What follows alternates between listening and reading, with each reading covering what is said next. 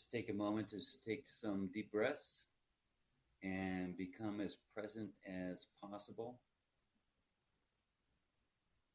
It's fine to listen to this podcast while you're driving or doing something, but you'll get much more out of it if you pull off to the side of the road. It's only going to take about 20 to 30 minutes for this podcast. And I promise you that you'll learn possibly some tools, some techniques, and some ideas that will help every single relationship of your life. So this is Daniel Posney, and I live in Sedona, where for the past almost 10 years now, I've been working as, I guess you'd call a therapist or a practitioner.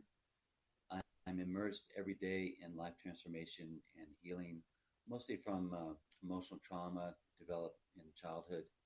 And sprinkled along with that is breath work and sound healing.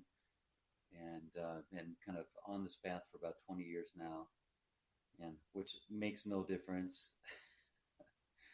But the thing that I've really learned about effective and joyful and amazing relationship, not just intimate relationship, is moving ourselves or expanding ourselves beyond what we've been taught. And I completely understand why some of these concepts aren't taught, because some of them are very etheric. They're kind of spiritual based, and they go into the kind of metaphysical realm. And that's not the globally accepted societal norm of the way to think about things. But that's okay, because that's why we're here. That's why we're expanding that thought and looking into something that kind of stretches us more and kind of puts us in a consciousness of masters. And there's some things that I've found out that these masters know, is that they kind of delve into this reality and perspective that is not the norm. And so I want to share that with you. So one of the things that we find ourselves in relationship is that we're being triggered. What I mean by that is we're being pissed off or going into sadness or depression, some kind of a triggered reaction into an emotional state. And we, as the egoic mind, if we identify with that, we say, oh, this person does this to me, and this person really pisses me off, and I just don't want to be around them, or I need to set my boundaries, or I need to, become more powerful. And there's this determination to really assert myself and change myself and, demand certain things. And that's all good. It's just that it never really fixes the problem. It never goes into the source question of why is it that you have that energy? Why is it that you're creating, manifesting, attracting that vibration of consciousness? And, you can't say that stuff to people on the street a lot of times. You can't talk about the vibration of consciousness and why am I attracting that into my life. But then again, this is not for everybody. So there's sort of a collective consciousness, or I would call the default consciousness, that has the normal understanding of relationship, every relationship, that if I'm a good person and I run into someone who's not a good person, in a normal relationship, we work in reaction mode, and we perceive this idea that if I'm a good person, if I'm a giving person, and I'm pretty, keep love in my heart, and if I attract someone who's not that way, that they disturb that reality, then there must be something wrong with them. And so I'm going to keep myself away from them and go in a different way. And that's kind of not how I wanted to explore life. I wanted to, while everyone was going this one path, I wanted to kind of go straight ahead into that and say, why is that? What's behind the curtain? I always want to know what the source of the thing was. I want to know what the source of the universe was, the truth of myself was. And so I just kept on exploring that. So one of the things that really helps me to understand this is to say that we're all vibration. We're all a vibration of consciousness and ideas and thoughts and beliefs. And through our conditioning throughout our life, brought on from our childhood and well-meaning friends and family, we have developed beliefs about ourselves, and they're all kind of located or stored, created within the egoic mind. And because no one taught us any different, we started to identify ourselves with the egoic mind. And one of so the big cure for struggling relationships, and really when you come down to it, really anything associated with life, is to stop identifying yourself so much with your egoic mind. And what I mean by that is that your mind is telling you things and you are aware of the telling. You are aware of thoughts coming up. You are aware of your reactions. But what we've done sort of by default is we've said we've kind of we've mixed the two together. We've said, oh, if there is a thought or a belief about something, it must be me. And it's almost like a science fiction novel or something that you go, wait a minute, all this that you thought was true, all this that you thought was you speaking and thinking was actually an aspect of you working with another reality of you. So there's the thought and the belief and the emotions and the ideas, and you as the awareness, aware of that. And I know that's like a really deep concept, but let's just hold that off to the side here, and I'll talk about that more. I just want to plant that seed because that is like a mind-boggling idea, and it's supposed to be mind-boggling because your mind is part of the problem. So if you're trying to use the mind to understand this no mind thing, then I can see the frustration. So let's put that to the side. So the number one thing that helps to cure all struggling relationships, and that means the relationship with yourself, it means a relationship with anyone, is to find what your theme has been in your life. And there's a channeled being, someone who channels their energy, their consciousness through another physical being. There's a channel being named Bashar. And I like that way that he talks about this, and he says, the negative experiences that you've been having in your life are representative of the theme that you chose to explore. Now, he's talking about on the soul level, like on a more of a higher consciousness, higher self level. So when I look at my own life, if I'm really honest with myself, there has been a theme of guilt and obligation. So if I look at how my life has gone, it's I've done this and done that, but this underlying, especially my relationships, have been the theme of guilt and obligation, and connected with that feeling unworthy, insignificant, underappreciated, and unacknowledged. So there's a part of me that acknowledges that and notices that, and then there's the other part of me, this aspect that conjures that up. So it's like something happens in the world and someone talks to me or does something, and then my egoic mind conjures up a reaction, conjures up an idea about something.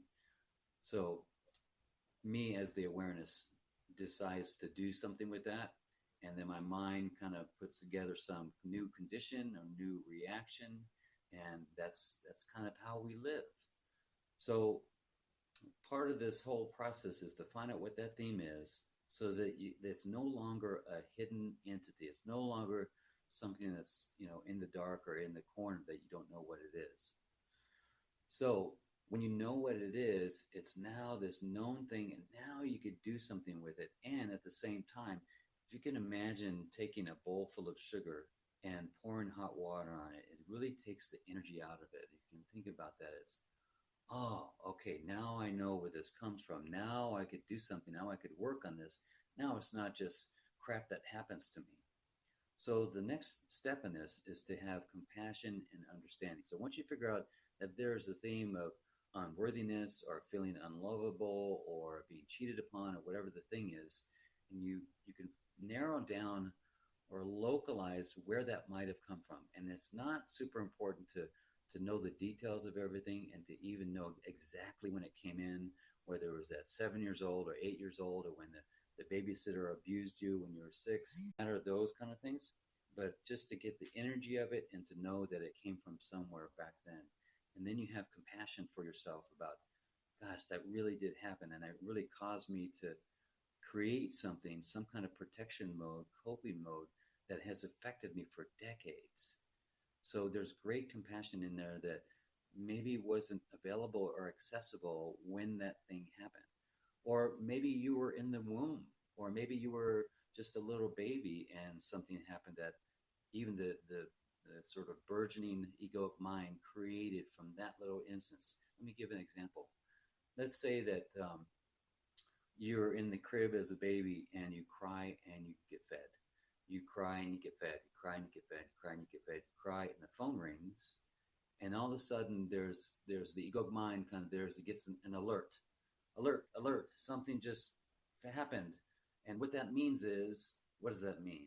That means I'm unworthy. That means that I won't get nourishment when I'm expecting to get nourishment. I won't get nourishment when I really need nourishment. And it creates something of it to kind of expand its own identity. And you can see how that happens multitude of times to kind of create who we believe ourselves to be are a combination of all these beliefs and occurrences and ideas and conditioning. And we've gotten so accustomed to saying that that is us. And it's hard for us to put that down. But you know what? When we die, we're going to have to put it all down. And what I understand is that when we put it all down and our body dies, we still exist. Isn't that cool? So just kind of making fun here, but I do really understand that I go on as an infinite eternal being of light and energy and the emotion of, and the feeling of love. And my body's here for a certain amount of time, for whatever that is. But to be so connected, attached to my physicality, is a dangerous thing for me that could really distract me from really what I am. So, one of the biggest healing aspects is being heard. And I find that a lot of times in the session work that I do is to really be conscious of not going right into, oh, I know what the fix is. I know what this energy is. I know what this dynamic is. And here's the fix. That I spend more time for myself too, is going into being heard, because that does so much. That goes so far to healing this, or especially emotional trauma, is just being heard, just someone hearing what we have to say, hearing how we feel about it, and for us to hear ourselves speak our truth about it, to speak how it made us feel, and that goes a long way. Because I'm sure you've heard a lot of people say that they've had some abuse or something, and they went to go tell their parents or somebody in authority, and they were not heard, or they weren't believed or something. And that's just one of the most destructive things that can happen on top of the trauma that happened. So the next step in this is to take, I know this is a tricky one, but to take radical responsibility for your mind. Not responsibility like for the whole instance of the traumatic experience. Let's not go there yet, but just to take responsibility that for the what's the word I want to say? The influence that your mind has had on your life, and your acceptance of its behavior. I think that's a really good way of saying that, is that to take responsibility of your acceptance of your own mind's behavior, that you just didn't know, that you were a separate being aspect of your own egoic mind, and you wrapped yourself up into your egoic mind and you believed what it said. And even though it was so frustrating and pissed you off and made you sad about what it said, you still believed it. So there's some responsibility that can be taken there. And the key point here is, the reason why I say this is, when you take radical responsibility, you take the power away from the egoic mind. Because the egoic mind doesn't want to take responsibility for anything. So that really causes you, the heart, the soul, the body consciousness, to really feel that empowerment, that, gosh, even though there's a part of me that doesn't want to do this, I'm going to do it. I'm going to take responsibility for this, that I just didn't know any better. And there's some things that I wasn't privy to, and now I'm privy to it, so I'm going to take responsibility. The even deeper aspect of this, that it's a really tenuous, difficult thing to talk about sometimes, is that energetically, karmically, soulfully, there's an agreement made, and there are people playing roles in our life. And now we get into a really deep spiritual aspect, but I think I want to leave that for another time because that's all spiritual theory, and it may be true, but I don't think I need to go there today. So the next part is start to release your identification with the egoic mind. So now we're going to go back to what I was talking about when we first started. And I want to do a little meditation here. And I'm going to guide you through this meditation to kind of give you the physical experience of what I mean by disidentifying with your egoic mind. So, and this, of course, is if you're not driving or operating heavy machinery or having a baby. So I'd like you just to take a deep breath and exhale all the way down. Take another deep breath. Exhale all the way down. One more time, take a deep breath, exhale all the way down.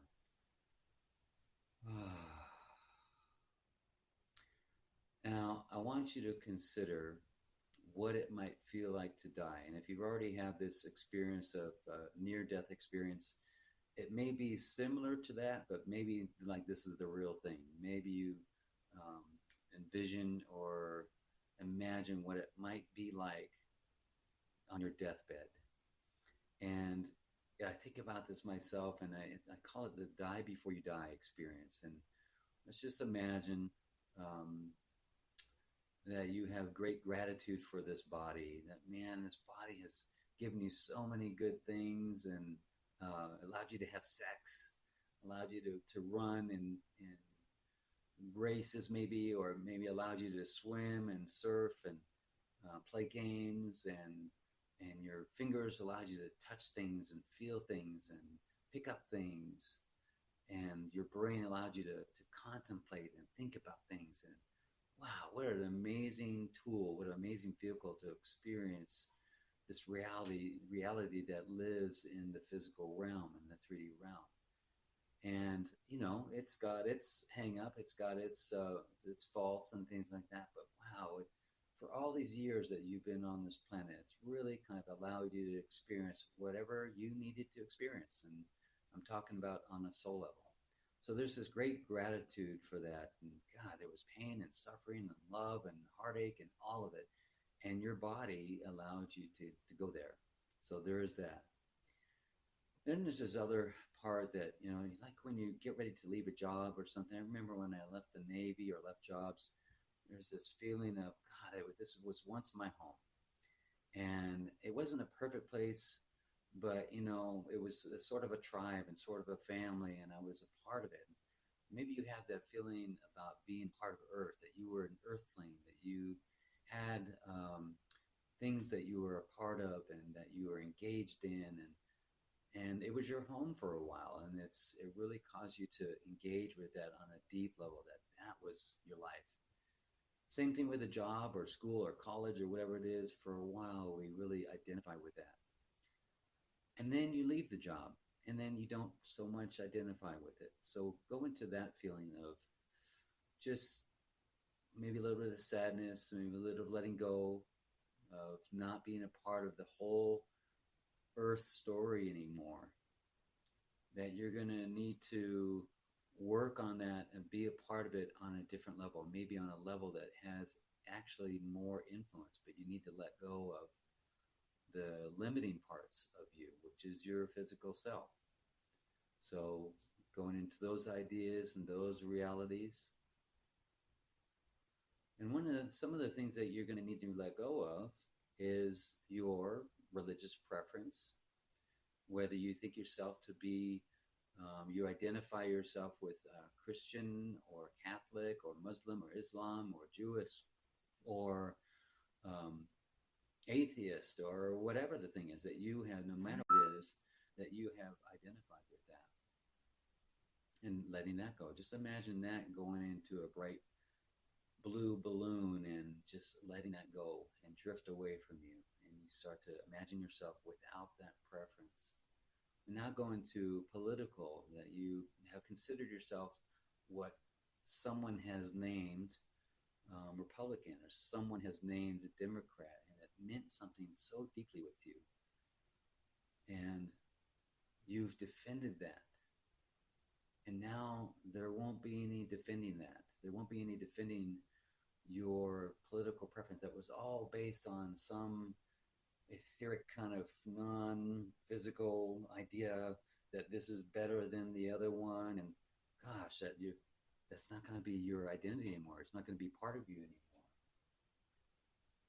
The next one to consider is your sexuality. If you were more attracted to men or women, so letting that one go, that's not going to be part of your identity anymore.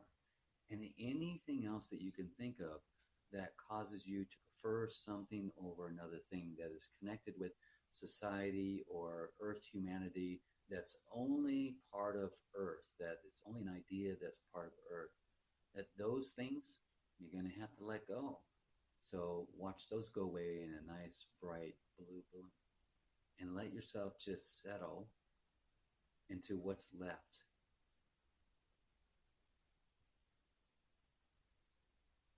And kind of look around with your awareness and see and feel and be aware of that you are awareness, and that nothing can take that away. That is it's a thing. It's an idea. It's a truth that never goes away. It's never destroyed and never created. And yet there you are. Now imagine that this awareness that you're sitting in right now, with no preferences, no forward or backward, left or right, that you could take that and put it in any galaxy, on any planet, and exist. And so that's what I'm talking about. This idea is that you have existence without what the mind thinks, without an identity with that. So just hold on to that while we go into this next part of this, and I'll wrap this up. So there's things that we say about ourselves. And the things that we say are things like, oh, I have a monkey mind, or I just get so stressed and anxious. The question is, who is the I that is aware of these ideas, these feelings, these concepts, that I get so stressed? Isn't that funny that we say these things so they easily come out of our mouth, but we don't realize what we're saying? I get so stressed.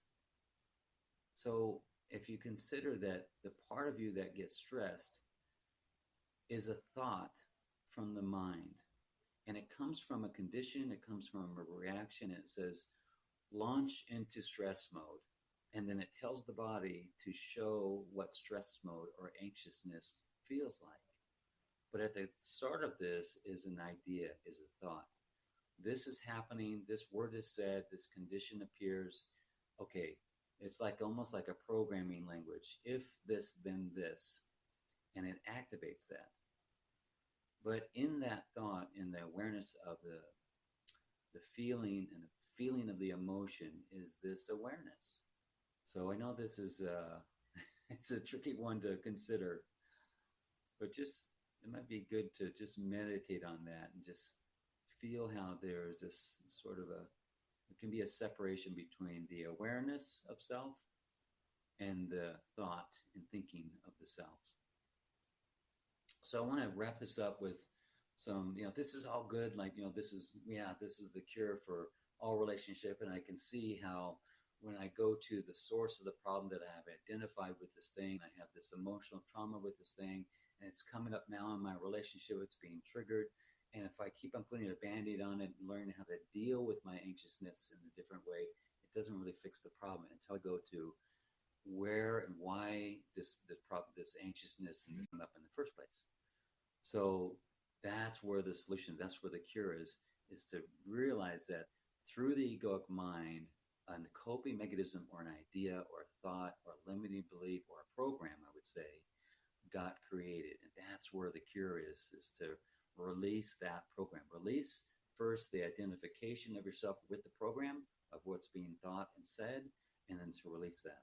So, number one, when you find yourself in a struggling relationship or a conflict, number one, breathe. Just take a moment to breathe and realize that right now, your mind wants to take you down a dark path. It's very convincing and it can be very insidious in its determination to, come on, let's follow me. We're going down this path. We're going to blame this person for everything in our life. And it has all this argument and validation of why this is so. So while that's happening, it's really good just to breathe, maybe even take two fingers and tap at the top of your chest, at your heart, and just tell yourself in your mind, I am, I am, I am. And that's it. That's all you are. It's just I am. And the mind wants to take you down the path and just keep on tapping on your heart. And that, for me, just kind of gets me more present. Okay, this is something that's been coming up in my life over and over again, and I can see, I'm getting, wow, this feeling is so strong. But I breathe, and if I need to, I tap on my heart, and I realize that my mind, like it's so used to, wants to take me down this path. Number two, admit and realize that you are triggered. Own that there's a part of you that is triggered right now, and it's affecting you. It's affecting your love for this person and your communication, and it's taking you down this path. So realize that you are triggered, and if it's your trigger, it's your stuff to work on. Number three, determine to go beyond blaming and into solving, healing, and integrating. This stuff has been coming up for decades probably in all these different creative ways. Be determined, even stronger than your own mind's determination to finally solve this. And what hasn't been done probably in the past is for you to take responsibility for this in a different way, that there's an aspect, there's an understanding, a perspective that you just haven't known. And when imagine if you just took complete responsibilities, that there is a part of me, not my heart, not my love, but there's an aspect of me, my egoic mind, that has been running the show on this. Number four, question your own thoughts and realize that 99% of your thoughts are probably untrue. Just think about that. Like everything that your thoughts have told you about yourself or about someone else are probably not true, unless they say you are an infinite, eternal being of light, able to do anything in the galaxy. Unless it's something like that, it's probably not true. And how much of that untruth have you listened to or reacted from to allow this to happen, to allow this trauma to continue? All right, real quickly, consider your theme, what I talked about before, and your reactions, and how do they connect with your childhood? This comes up probably 99.99% of the time, is that whatever reaction is happening here, if we can narrow down what the theme is, what the emotion is, it always goes back to what got created in the childhood, usually between birth and 8 years old. Number six, write down what your triggers are in a, quote, in case of trigger file. So what I've done is on my phone, I created a little notepad file, and it says in case of trigger. And while I'm clear, I write down in there, I say, hey, Daniel, you're triggered. It's your shit to look at. This is your trigger. These are your patterns. This is what usually happens. Own this, breathe. This is coming up so that you can heal it. So then whatever else I need to tell myself.